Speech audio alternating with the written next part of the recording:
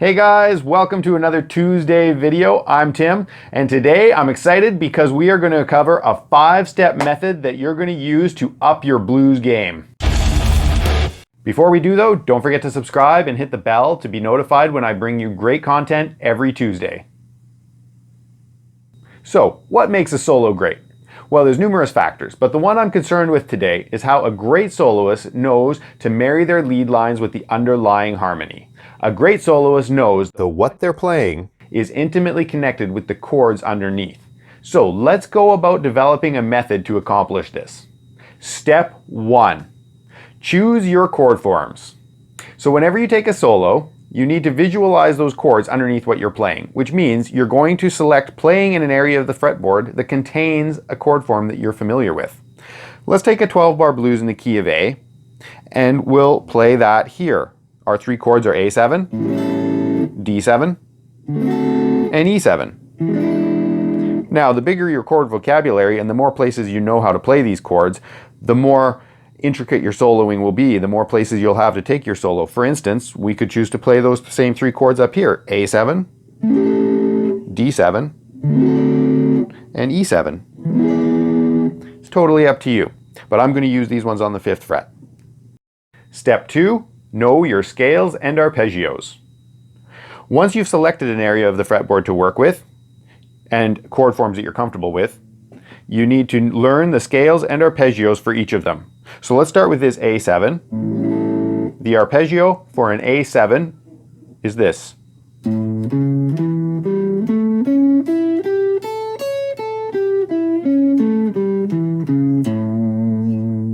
Let's move up to our D7.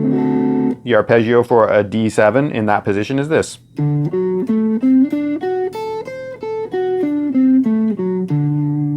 And our E7 will look like this.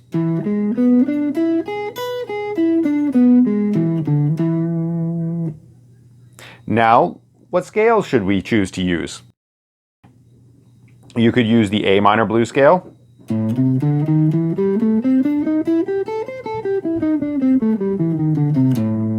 which is what a lot of guitarists choose to do. You can also mix and match that one with the A major pentatonic blues.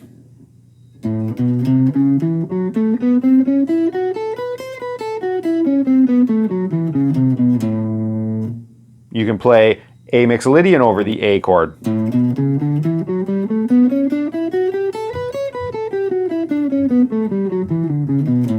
And of course you need to change some of this information for the other 2 chords. When the D7 comes along, you might choose to utilize the D mixolydian scale.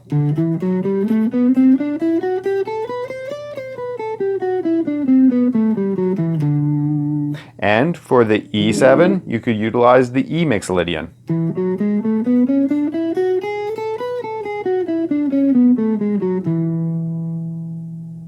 So guys, I know the topic of which scale to select over which chord can seem pretty complicated. If you have any questions, please feel free to ask me a question in the comments below. Step 3, choose your target notes. So now that you've got your chord forms figured out and your arpeggios and your scale patterns under your fingers, how do you start making music with them and connecting them? Seems to be a lot of information, right? Well, to simplify the process, select one note over top of each chord, and you can select any note that sounds good to your ears, but it's probably going to be a chord tone. So let's look at our 12-bar blues. Every time we have an A, let's use the A note.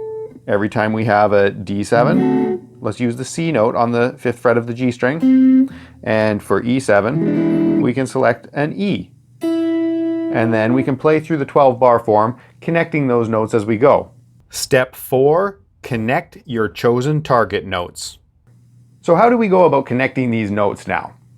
Well, we want to connect the A in measure 1 to the 7th of the D7 in measure 2. So the A to the C. How are we going to do that? Well, you can use any arpeggio or scale that works over top of that A. But to keep things simple, let's just use our pentatonic blues scale. So we can connect those notes by doing something like this. 2, 3, 4.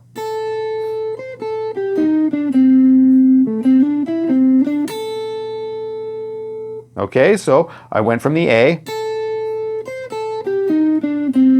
connected to the C,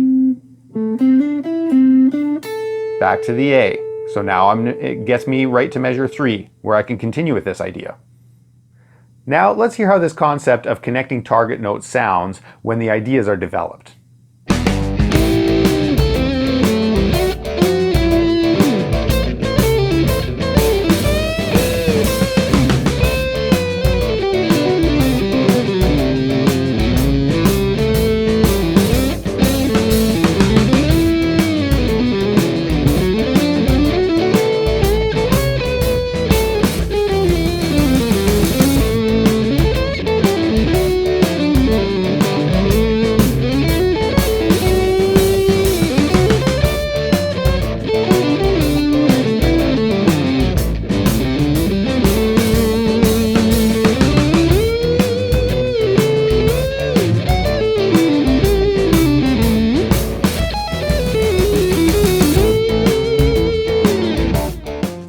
Step 5, add articulations and work on the phrasing. So now that you've got your target notes and you've got a little method to connect them, you want to make it a little bit more interesting. So adding articulations, bends, slides, vibratos, that sort of thing is going to really make the line sing. As well, you don't need to arrive on every target note on beat 1. You can arrive on beat 2, an off beat, make it interesting, experiment with what works. So let's take that lick that I just had, connecting the notes, and let's make it a little bit more interesting. 2, 3, 4.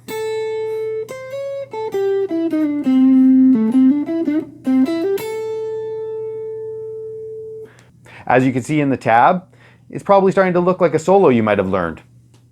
So there you have it, guys, the 5-step method to improve your soloing, and it will do it in a hurry if you apply the steps. Learn your arpeggios, learn your scales, select target notes, the sky's the limit.